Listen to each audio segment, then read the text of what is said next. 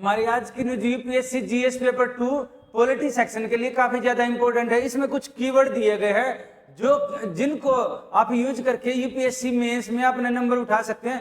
साथ ही साथ कुछ कीवर्ड है जो कि पीटी के लिए काफी इंपॉर्टेंट हो जाते हैं। देखिए ये न्यूज है, इसमें क्या है, मेहुल चोकसी और नीरव मोदी उससे रिलेटेड है कि उन्होंने 13,500 करोड़ का पीएनबी बैंक में घोटाला किया था, उसको लेकर ये हर पेपर में न्यूज आई है। इसमें जो हमारे काम का है, एक तो है सीबीआई की सीबीआई क्या है इसके बारे में, दूसरा है जो एजेंसी इन्वॉल्व है इसमें है ईडी। देखिए ये बेल्जियम यहाँ पर है, यहाँ से इसको गिरफ्तार किया गया है। ये आपका देखेंगे ना, ये आपका यूरोप का मैप है, यहाँ पर है इसके एंटवर्प शहर से। दूसरा है इसमें जो हमने बोला ना ईडी इन्फोर्समेंट डायरेक्टरेट, जिसको कि प्रवर्तन निदेशालय भी कहा जाता है, ये हमारे काम का है। इसके अलावा तीसरा है इसमें मनी लॉन्ड्रिंग का केस है। मनी लॉन्ड्रिंग का केस क्या है इसके बारे में हम पढ़ेंगे, यानी कि ये तीनों कीवर्ड हमारे लिए काफी ज्यादा इंपॉर्टेंट हो जाते हैं। तो सबसे पहले हम बात करेंगे सीबीआई के बारे में।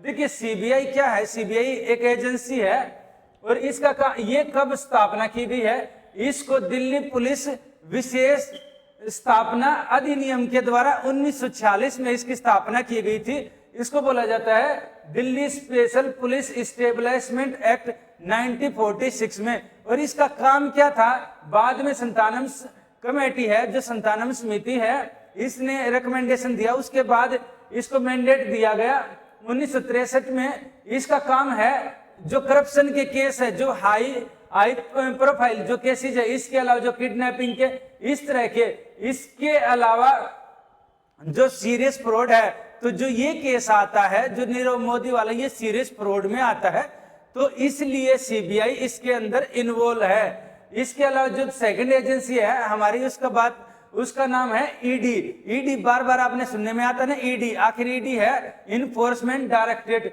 ये क्या है, ये मनी लॉन्ड्रिंग को लेकर काम करती है, कि इसमें कई सारी एजेंसियां इन्वॉल्व होती है जो मनी लॉन्ड्रिंग को लेकर काम करती है, जिसको बोलते हैं धन शोधन। और ये काम करती है मिनिस्ट्री ऑफ फाइनेंस के राजस्व मंत्रालय के अंदर, यानी जो वित्त मंत्रालय है उसके अंदर कई सारे डिपार्टमेंट है, उनमें से एक डिपार्टमेंट है जिसका नाम है रेवेन्यू डिपार्टमेंट, उसके अंदर ये काम करती है।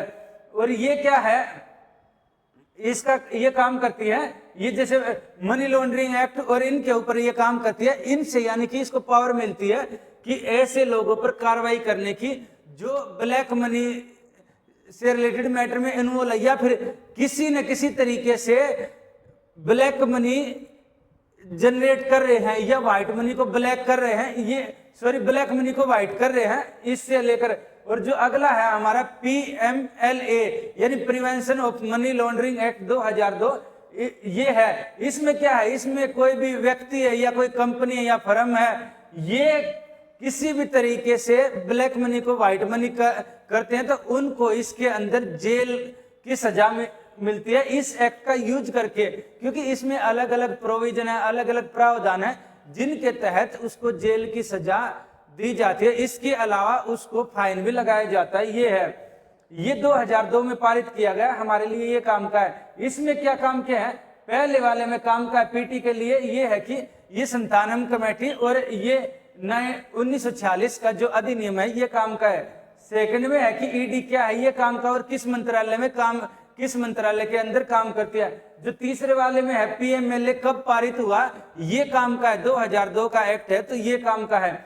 और इसको जो एक्ट है ये क्या करता है, इसमें है इससे पहले कई सारे इंडिया ने सिग्नेचर किए थे, अलग अलग जो समझौते हैं उसका रिजल्ट के उनके आउटकम के रूप में ये एक्ट आया था, जिनमें कि कुछ है जैसे कि United Nation convention against illicit traffic and narcotics drugs and psychotropic substance, ये है, ये इससे रिलेटेड जो समझौते हुए थे 1988 में। फिर इसके अलावा बेसल स्टेटमेंट प्रिंसिपल है, ये करके कुछ ये कन्वेंशन हुए थे, इनका इंडिया इनका मेंबर बना था। और उस सब के रिजल्ट के आधार पर 2002 में इंडिया की सरकार ने ये डिसीजन लिया था, यानी कि डिसीजन पहले हो गया था, 2002 में ये एक्ट पारित करने का डिसीजन लिया था और 2002 में ये एक्ट पारित हुआ था।